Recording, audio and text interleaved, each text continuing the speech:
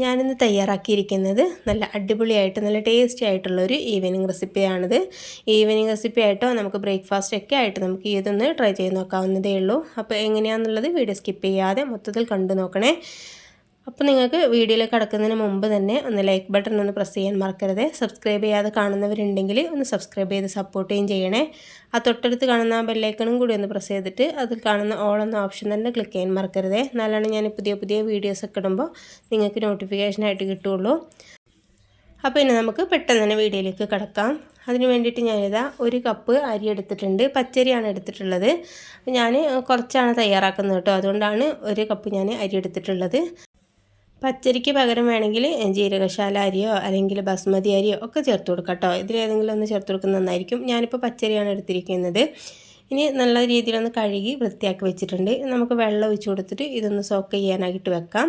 ഒരു 2 മണിക്കൂറെങ്കിലും നമുക്കിതൊന്ന് കുതിരാനായിട്ട് വെക്കണം. അപ്പോൾ നല്ല രീതിയിൽ കുതിർന്നതിന് ശേഷം നമുക്ക് അരച്ചെടുത്താൽ മതിയാവും. അപ്പോൾ ഞാനൊന്ന് അടച്ച് വെച്ചിട്ട് ഒരു സൈഡിലേക്ക് വെക്കുന്നുണ്ട് കേട്ടോ. ഇനി 2 മണിക്കൂറിന് ശേഷം ഞാൻ അരച്ചെടുക്കുകയാണ് ചെയ്യുന്നത്. അപ്പോൾ അതിന് വേണ്ടിയിട്ട് ഞാനിതാ നല്ല രീതിയിൽ കഴുകി വൃത്തിയാക്കി വെച്ചിട്ടുണ്ടല്ലോ. ഇനി നമുക്ക് അധികം കഴുകേണ്ട ആവശ്യമൊന്നും വരില്ല. അപ്പോൾ ഇനി 1-2 പ്രാവശ്യം ഒന്ന് കഴുകിയതിന് ശേഷം മിക്സിയിൽ വലിയ ജാറുണ്ടല്ലോ അതിലേക്ക് ഞാൻ ഇത് മൊത്തത്തിൽ ഇട്ട് കൊടുക്കുന്നുണ്ട്.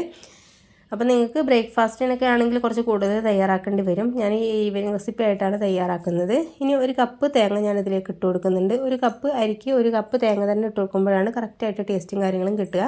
പിന്നെ 1 കോഴിമുട്ട പൊട്ടിച്ച് വെച്ചിട്ടുണ്ട്. പിന്നെ കുറച്ച് ചെറിയ ജീരകമാണ് ഇട്ട് കൊടുക്കുന്നത് കേട്ടോ. ക്യുമിൻ സീഡ്സ് ഉണ്ടല്ലോ അത് ഇട്ട് കൊടുക്കുന്നുണ്ട്. അത് ഓപ്ഷണലാണ്. അപ്പോൾ നിങ്ങൾക്ക് താല്പര്യം ഉണ്ടെന്നുണ്ടെങ്കിൽ ചേർത്ത് കൊടുത്താൽ മതിയാവും. പിന്നെ 1 ടേബിൾ സ്പൂണ് ചോറ് ചേർത്ത് കൊടുത്തിട്ടുണ്ടായിരുന്നു കേട്ടോ. അപ്പോൾ വീഡിയോ ഓഫായിരുന്നേ, അതുകൊണ്ടാണ്. പിന്നെ ആവശ്യത്തിനുള്ള വെള്ളം ഒഴിച്ച് കൊടുത്തിട്ട് നല്ല രീതിയിലൊന്നും അടിച്ചെടുത്തിട്ടുണ്ട്. അപ്പോൾ നമ്മൾ ഇതുപോലെ ഫൈനായിട്ട് തന്നെ അടിച്ചെടുക്കണേ. പിന്നെ ചോറിൻ്റെ അളവ് എന്ന് പറയുന്നത് 1 ടേബിൾ സ്പൂൺ മാത്രം മതി. ഒരുപാട് കൂടുതലായിട്ടുണ്ടെങ്കിൽ ഒട്ടിപ്പിടിക്കാനൊക്കെ ചാൻസ് ഉണ്ടാവും. ഇനി ഇതിലേക്ക് ആവശ്യത്തിനുള്ള ഉപ്പ് ചേർത്ത് കൊടുക്കുന്നുണ്ട്. അപ്പോൾ അരച്ചെടുക്കുന്ന സമയത്ത് മിക്സിൻ്റെ ജാറിലേക്ക് ഇട്ട് കൊടുത്താലും കുഴപ്പമൊന്നുമില്ല. ആ സമയത്ത് ഞാൻ മറന്നു പോയിട്ടുണ്ടായിരുന്നു കേട്ടോ, അതുകൊണ്ടാണ് ഈ സമയത്ത് ഉപ്പ് ചേർത്ത് കൊടുക്കുന്നത്. നല്ല രീതിയിലൊന്ന് മിക്സാക്കി എടുത്തിട്ടുണ്ട്. അപ്പോൾ നമുക്ക് ഒന്നുകൂടി ഒന്നെങ്കിൽ ലൂസാക്കി എടുക്കണം കേട്ടോ. ഇത്രയും തിക്നെസ് അല്ല നമുക്ക് വേണ്ടത്. ലൂസായിട്ടുള്ളൊരു ബാറ്ററാണ് നമുക്ക് ഈ ഒരു പലഹാരത്തിന് വേണ്ടത്. അപ്പോൾ നല്ല രീതിയിലൊന്ന് മിക്സ് ചെയ്തെടുത്തിട്ടുണ്ട്. മിക്സിൻ്റെ ജാറിലേക്ക് തന്നെ കുറച്ച് വെള്ളം ഒഴിച്ച് കൊടുത്തിട്ട് ഇതുപോലെ ഒഴിച്ച് കൊടുത്താൽ മതിയാവും. നല്ല രീതിയിലൊന്ന് മിക്സ് ആക്കിയതിന് ശേഷം ഇതൊന്ന് അടച്ച് വെക്കുന്നുണ്ട്. 1/2 മണിക്കൂർ നേരം നമുക്ക് വെച്ചാൽ മതി കേട്ടോ. ഇതിൻ്റെ ഫില്ലിംഗ് ഒക്കെ തയ്യാറാക്കുന്നതിന് മുമ്പ് തന്നെ ഈ ഒരു ബാറ്റർ അരച്ച് വെച്ചാൽ മതിയാവും. അപ്പോൾ നമുക്ക് സെറ്റായിട്ട് കറക്റ്റ് ടൈമിനായിട്ട് കിട്ടിക്കോളും. പിന്നെ കൂടുതൽ ടൈം വെക്കണം എന്നൊന്നുമില്ല കേട്ടോ. ഇനി ഈ സമയം കൊണ്ട് ഞാൻ ചിക്കൻ ഒന്ന് ഫ്രൈ ചെയ്തെടുത്തിട്ടുണ്ട്. സാധാരണ നമ്മൾ ചിക്കൻ ഫ്രൈ ചെയ്തെടുക്കില്ലേ, ആ ഒരു മസാല തന്നെയാണ് ഇതിൽ ചേർത്ത് കൊടുത്തിട്ടുള്ളത്. കുറച്ച് മഞ്ഞൾപ്പൊടിയും മുളക് പൊടിയും ഉപ്പും കൂടി ചേർത്ത് കൊടുത്തിട്ടാണ് ഈ ഒരു ചിക്കൻ ഞാൻ ഫ്രൈ ചെയ്തെടുത്തിട്ടുള്ളത്. ഇനി നമുക്ക് ഈ എണ്ണയിൽ തന്നെയാണ് ബാക്കിയുള്ള ഇൻഗ്രീഡിയൻസ് ഒക്കെ ചേർത്ത് കൊടുക്കുന്നത് കേട്ടോ. അപ്പോൾ അതിലേക്ക് ഇനി ഒരു മീഡിയം സൈസുള്ള സവാള ഇതുപോലെ കനം കുറച്ചിട്ട് ഇട്ട് കൊടുക്കുന്നുണ്ട്. പിന്നെ ഞാൻ ചെറിയൊരു ഇഞ്ചി കഷ്ണം എടുത്തിട്ട് ഇതുപോലെ ചെറുതായിട്ട് കട്ട് ചെയ്തിട്ട് ചേർത്ത് കൊടുക്കുന്നുണ്ട്. ഇഞ്ചി പേസ്റ്റ് ചേർത്ത് കൊടുത്താലും കുഴപ്പമൊന്നുമില്ല. പിന്നെ എരിവിന് ആവശ്യമുള്ള പച്ചമുളകാണ് ചേർത്ത് കൊടുക്കുന്നത്. 2 ചെറിയ പച്ചമുളക് എടുത്തിട്ട് ഇതുപോലെ കനം കുറച്ചിട്ട് ഇട്ട് കൊടുക്കുന്നുണ്ട്. അപ്പോൾ നിങ്ങൾക്ക് എരിവ് എത്രയാണോ ആവശ്യം അതിനനുസരിച്ച് പച്ചമുളക് ചേർത്ത് കൊടുക്കാവുന്നതേ ഉള്ളൂ. പിന്നെ ആവശ്യത്തിനുള്ള ഉപ്പ് ചേർത്ത് കൊടുക്കാം. ഉപ്പ് ചേർത്ത് കൊടുക്കുന്ന സമയത്ത് കുറച്ച് ചേർത്ത് കൊടുത്താൽ മതി കേട്ടോ. ഈ ഉള്ളിലേക്കുള്ള ഉപ്പ് മാത്രമാണ് ചേർത്ത് കൊടുക്കുന്നത്. നമ്മൾ മാവിൽ ഉപ്പ് ചേർത്ത് കൊടുത്തിട്ടുണ്ട്. പിന്നെ നമ്മൾ ഈ ചിക്കൻ ഫ്രൈ ചെയ്തെടുക്കുന്ന സമയത്ത് അതിലും ചേർത്ത് കൊടുത്തിട്ടുണ്ടല്ലോ. അപ്പോൾ അതിനനുസരിച്ചിട്ട് മാത്രം ചേർത്ത് കൊടുത്താൽ മതിയാവും. ഉപ്പ് ഒരുപാട് കൂടുതലായി പോകണ്ട. ഇനി ഉള്ളി നല്ല രീതിയിലൊന്ന് വഴണ്ടി വരുന്ന സമയത്ത് കുറച്ച് ഗരം മസാല ചേർത്ത് കൊടുക്കുന്നുണ്ട്. ഒരു 1/2 ടീസ്പൂണൊക്കെ മതിയാവും കേട്ടോ. ഒരുപാട് കൂടുതൽ ഇട്ട് കൊടുക്കണ്ട. പിന്നെ അതുപോലെ തന്നെ കുറച്ച് മഞ്ഞൾപ്പൊടി കൂടി ഇട്ട് കൊടുക്കുന്നുണ്ട്.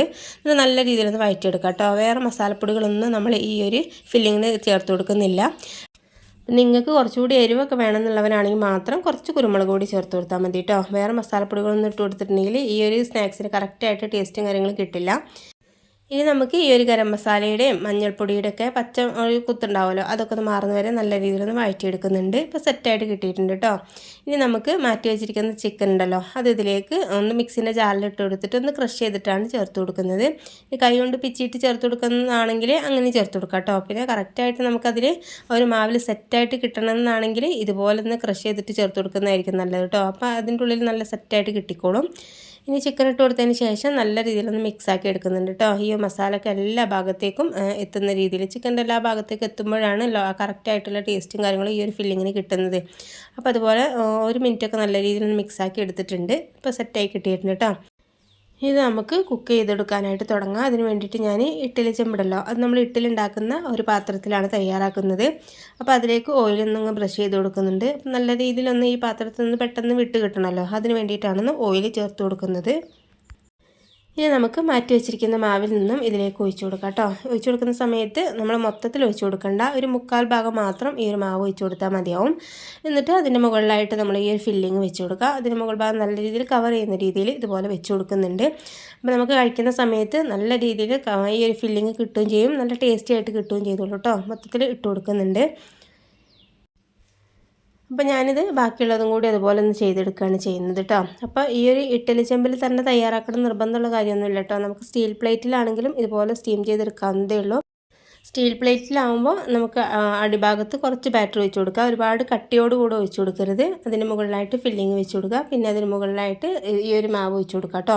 അതുപോലെ തന്നെ മൊത്തത്തിലായിട്ട് ഒരു ലെയർ പോലെ ചെയ്തെടുത്താൽ മതിയാവും. അപ്പോൾ നമ്മൾ ഇറച്ചിപ്പത്തലൊക്കെ ഉണ്ടാക്കില്ലേ, അതുപോലെ തന്നെ ചെയ്തെടുക്കുന്നതായിരിക്കും നല്ലത്. അപ്പോൾ ഇങ്ങനെയാണെങ്കിലും നമുക്ക് ഓരോന്ന് കഴിക്കാവുന്നതേ ഉള്ളൂ, കട്ട് ചെയ്യേണ്ട ആവശ്യമൊന്നുമില്ലല്ലോ. ഇപ്പോൾ കാണുമ്പോൾ തന്നെ കുട്ടികൾക്കൊക്കെ ഒരു ഭംഗി പോലെ തോന്നിയിട്ട് അവർ കഴിക്കുകയും ചെയ്തോളും. അടിപൊളിയായിട്ടുള്ള നല്ല ടേസ്റ്റി ആയിട്ടുള്ളൊരു ഈവനിങ് റെസിപ്പി തന്നെയാണിത്. ഈവനിങ് റെസിപ്പി ആയിട്ടോ അല്ലെങ്കിൽ ബ്രേക്ക്ഫാസ്റ്റ് ഒക്കെ ആയിട്ട് നമുക്ക് ട്രൈ ചെയ്ത് നോക്കാവുന്നതേ ഉള്ളൂ കേട്ടോ. ഇനി ഞാനൊരു 10 മിനിറ്റിന് ശേഷം തുറന്ന് നോക്കുന്നുണ്ട്. ഇപ്പോൾ സെറ്റായിട്ട് കിട്ടിയിട്ടുണ്ട്. ഇനി നമുക്ക് ഇതിൽ നിന്നും മാറ്റി കൊടുക്കാം. ചൂടാറിയതിന് ശേഷം നമുക്ക് ഇതിൽ നിന്നും ഡീമോൾഡ് ചെയ്തെടുക്കാനായിട്ട് പറ്റും. ചൂടാറിന് ശേഷമാണെങ്കിൽ നമുക്ക് ഒട്ടും തന്നെ പൊട്ടിപ്പോവാതെ നല്ല പെർഫെക്റ്റ് ആയിട്ട് നമുക്ക് ഇതിൽ നിന്ന് മാറ്റിയെടുക്കാനായിട്ട് കഴിഞ്ഞോളും. അപ്പോൾ കണ്ടില്ലേ, അപ്പോൾ നല്ല രീതിയിൽ ചൂടാറിയിട്ടുണ്ട് കേട്ടോ. നല്ല രീതിയിൽ തണുത്തതിന് ശേഷം മാത്രമാണ് ഞാനിത് എടുക്കുന്നത്. ഇപ്പോൾ നമുക്ക് അടിപൊളിയായിട്ട് നല്ല സെറ്റായിട്ട് കിട്ടിയിട്ടുണ്ട്. ഇപ്പോൾ ഇത്രയേ ഉള്ളൂ. അപ്പോൾ ഈ ഒരു റെസിപ്പി നിങ്ങൾക്ക് ഇഷ്ടപ്പെട്ടിട്ടുണ്ട് എന്നുണ്ടെങ്കിൽ ലൈക്ക് ചെയ്യാനും പിന്നെ ഫാമിലി ഫ്രണ്ട്സിനൊക്കെ ഒന്ന് ഷെയർ ചെയ്യാനും മറക്കരുത്. അപ്പോൾ ഈ ഒരു സ്നാക്സിന് നമ്മൾ ഒരുപാട് എണ്ണയൊന്നും ചേർത്ത് കൊടുത്തിട്ടില്ലല്ലോ. അപ്പോൾ എല്ലാവർക്കും തന്നെ ട്രൈ ചെയ്ത് നോക്കാനായിട്ട് കഴിയുകയും ചെയ്യും. അപ്പോൾ ഇതുപോലെ തന്നെ നല്ല അടിപൊളി വീഡിയോയുമായിട്ട് വീണ്ടും കാണാം. Okay, thank